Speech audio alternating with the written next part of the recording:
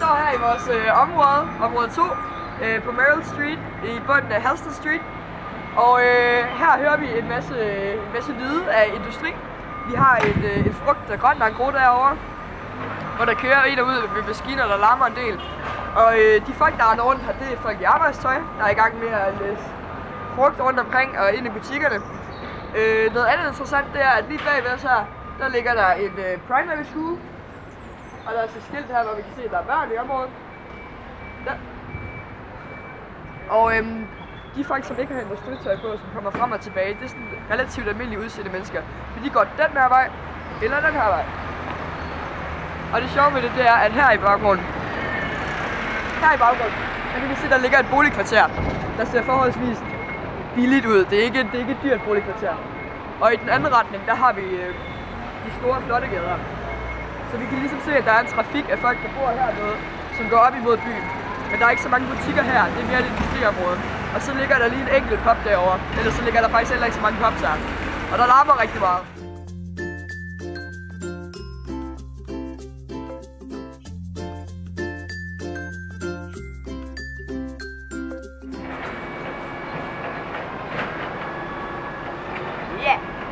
Vi står herude for den katolske kirke i Halsted Street, og det er jo meget interessant, at der ligger en katolsk kirke i netop det her område. Hvis vi kigger i den her retning, der har vi Green Street Courthouse, og som man nok kan høre, så er der stadigvæk rigtig meget larm her. Der ligger en engros-forretning mere herovre med grøntsager og sådan, og folk er i gang med at læse grøntsager ind og ud, så det er, selvom der ligger en kirke og et courthouse, så er det stadigvæk lidt en del af en industrikvarter. Ja.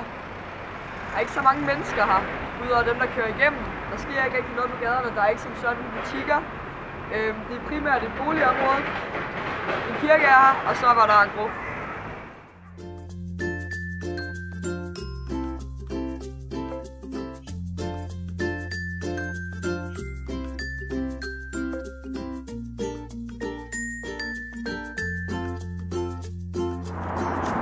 Vi står her i udkanten af vores område, som grænser op til en meget trafikeret vej.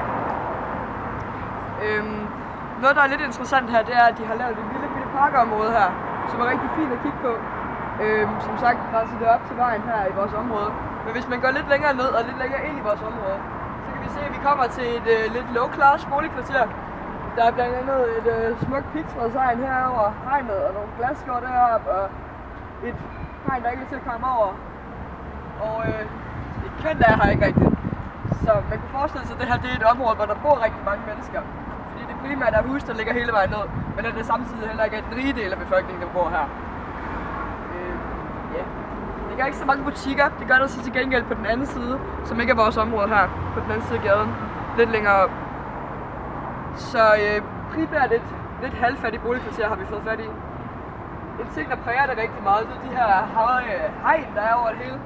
Som sagt, så var der også et derovre. Så der er egentlig hegn hele vejen ned. Ufremkommeligt er det. Vinduerne sidder højt op, og dem der ikke gør det, de har trapper for. Kommer industribiler igennem en gang imellem. Flot er det.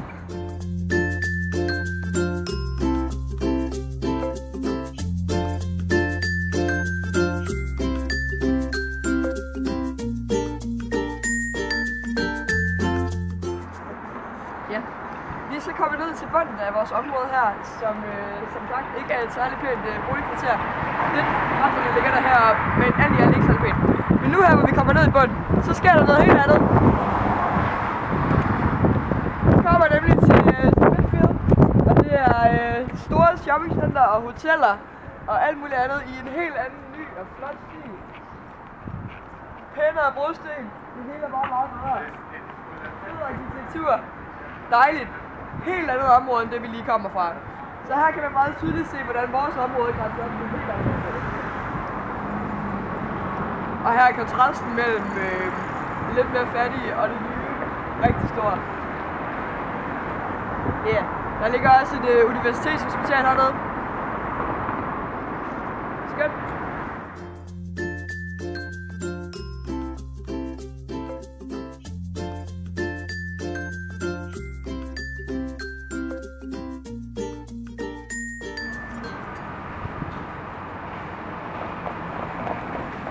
står her i vores kvarter, i nærheden af den pæne del af kvarteret.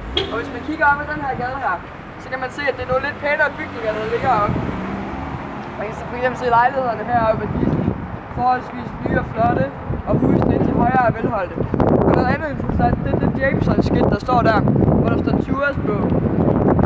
Det viser jo, at det her sted det har lidt med turisme at gøre, fordi at hvis du laver sådan nogle ture der, så bliver du også nødt til at have nogle mennesker, der kommer og ser det, og det er sådan rent turister, der gør det. Og det er jo så lidt i kontrast til resten af vores område, fordi på resten af vores område har det primært været boligkvarter, uden særlig mange butikker eller pubs. Så det her det er en af de første ting, vi ser i vores område, som rent faktisk er sådan lidt mere kultur, hygge, fornøjelsesting. Interessant.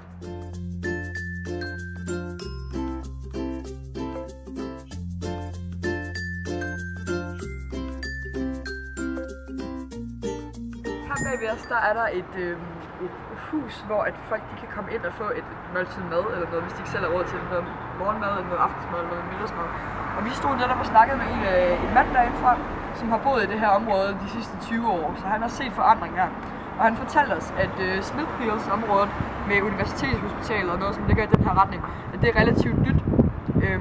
Og at den her del af byen ligesom har gennemgået en ændring fra det her lidt mere fattige område til et lidt mere rigt område. Men der som sagt ikke er hele byen, der har været under den her udvikling, fordi der stadigvæk er rigtig mange fattige områder. Og som vi kan se, så er der jo også det her daycenter, hvor folk kan komme ind og få noget mad. Vi kan fortælle os, at der er folk, der er rigtig fattige i området. Og ham vi snakkede med, han havde også dårlige tænder, og ja, men han var egentlig rigtig flink. Og han fortalte os, at før der har lagt et kvindefængsel lige hernede. Og det fortæller måske lidt om, at der er lidt eller der har været kriminalitet i området her. Så det var spændende.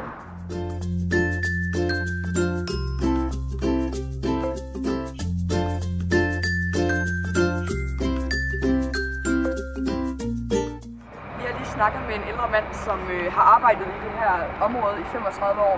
Og han har fortalt os, at han før har arbejdet i den bygning der, og så flyttet over og arbejdet herinde, hvor han stadigvæk arbejder.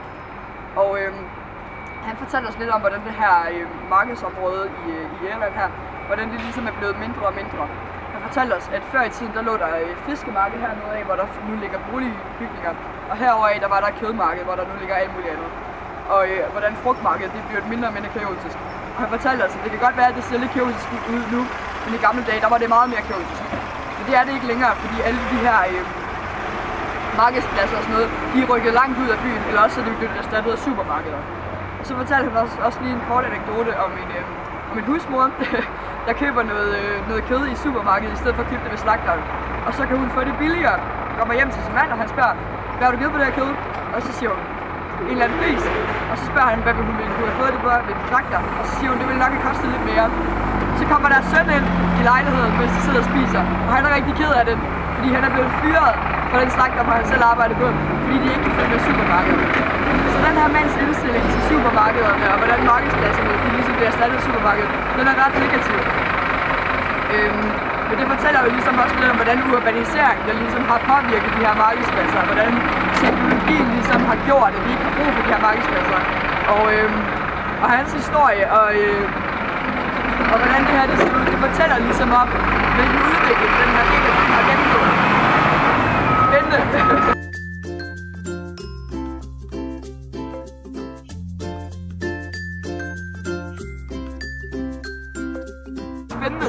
Spændende! Flot er det. Dejligt sted. Skønt. Interessant. Skål.